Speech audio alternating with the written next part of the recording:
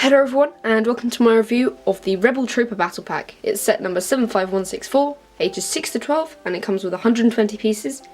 It retails for £12 in the UK, or $15 in the US, which is a slight price raise from last time. So, we're still doing daily uploads, and I said I'd do this set this weekend, so now we're into the review. I think it's a great set, and it comes with 4 great minifigures. Might even be the best battle pack ever, in my opinion. So, if you enjoyed the video, remember to leave a like and subscribe.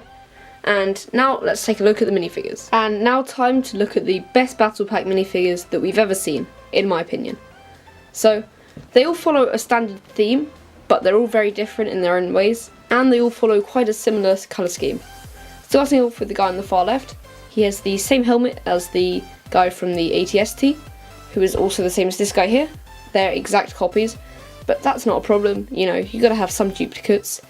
This guy looks awesome. I love his top, and I quite like the way they've printed his trousers, but I prefer the slightly lighter printing on these ones. He has a nice satchel there, and I love the printing in general on his top half. His face doesn't say much, but it's just a standard face, and at least they haven't gone with the angry clone faces. So that's pretty much all we can ask for. Spinning him around, you can see on the back it shows a continuation of his satchel and some of the straps from the stuff he's wearing. He has grey legs, and I think he's a great minifigure to have. Let's throw him out the way. Next, for this guy, he has brown trousers which match this guy's trousers, and they are quite nice with the light printing there, just showing some extra detail. He carries a vest on top, and it looks like he's got some pockets, maybe an ID card of some sort, and some zips just to store some stuff in, you know. His face has a light beard on it, and his expression looks angry and determined, but I quite like it. Spinning him around, you can see that his back is just a continuation of the vest that he's wearing, and it's good. At least they have back printing, unlike some of the older minifigures. This guy has the replicated minifigure from the ATST, and I really like him. It shows that you have some racial diversity in the Rebels, and he has his ID card just like the other guys. He has a zip, some pockets, and some more pockets with a vest on, it looks like. And if we take you around the back, you can see there are the straps for the vest, much like the other guy. Then the final minifigure is the one with the grey hat on, which comes with the standard goggles, and is the sort of thing you get with the Hoth minifigures. The only thing I don't like about this guy is the continuation of his torso printing down into his legs, which is slightly faded there. He has some nice knee printing, which is pretty good, and his belt has some nice lines on it for extra detail. The vest is also quite similar, with some pockets, something there, some sort of control panel, and that's maybe to control some explosives, I'm not sure. His beard looks slightly too dark and maybe unnatural, but I think it's still good, and his face is pretty cool. Spinning him around, you can see his back is slightly more interesting with those 3 clips, as well as a continuation of his belt and some straps. All in all, these minifigures show that LEGO has set themselves a high standard of quality, and they have to keep to that now, which is good. They all look brilliant, and they have some variety in the colours as well as the types of armour they're wearing and what they're wearing on their vests.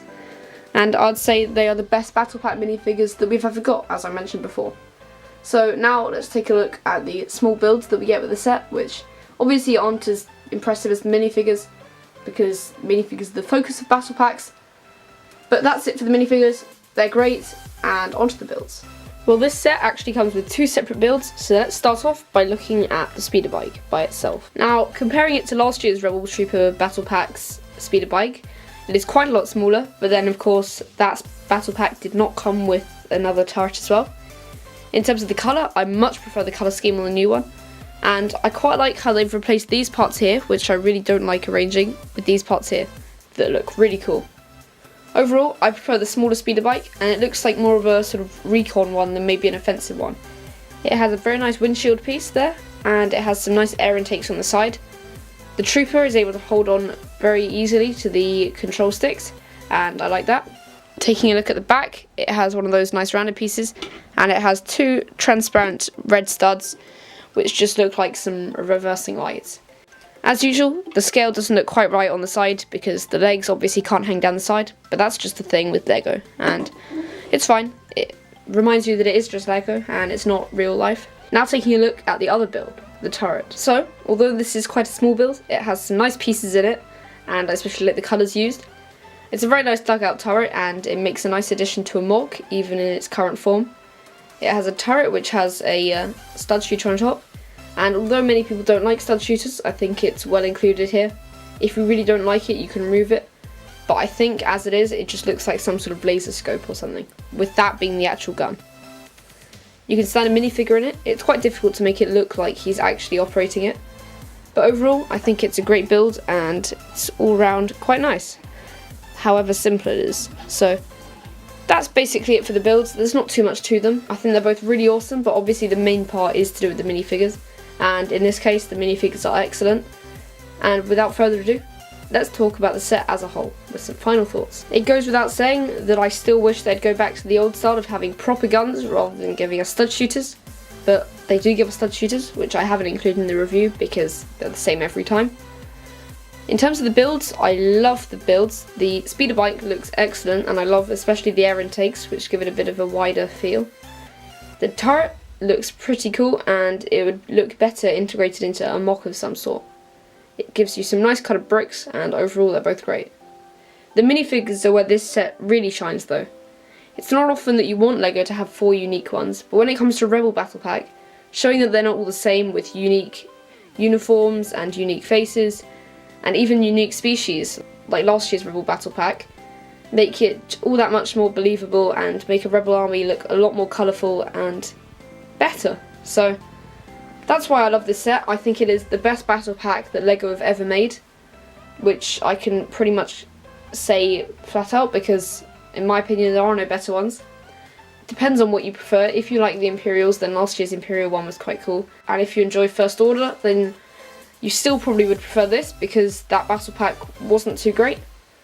And if you preferred clones, then you might prefer the original 2009 clone battle pack. But other than that, this set is excellent and it's pretty much a must-have. It's not too expensive, as battle packs aren't designed to be too expensive, and although they've raised the price, it's worth it. So I'd say get this set. It has a whole load of good pieces and minifigures are awesome. So that's pretty much it for this review. If you found what I've said useful and you'd like to show some support to the channel, please like the video, comment what you thought of the review and what you think of the set, and subscribe for more videos like this one. So that's it. Thank you for watching, and goodbye.